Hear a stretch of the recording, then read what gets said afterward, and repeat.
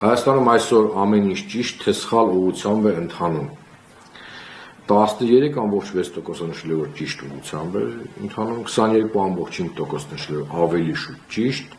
23.1% նշել է, որ ավելի շուտ սխալ եւ 34.2% նշել է, որ սխալ ուղղությամբ։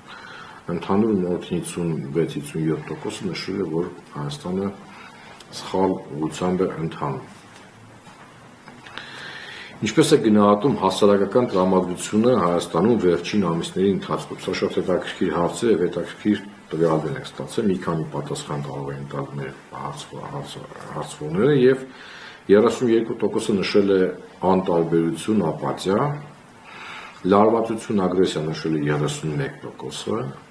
անհանգստություն նշել է 21.1% եւ վախ, տխրություն նշել է 10%։ Բայց մենք ունենք նաև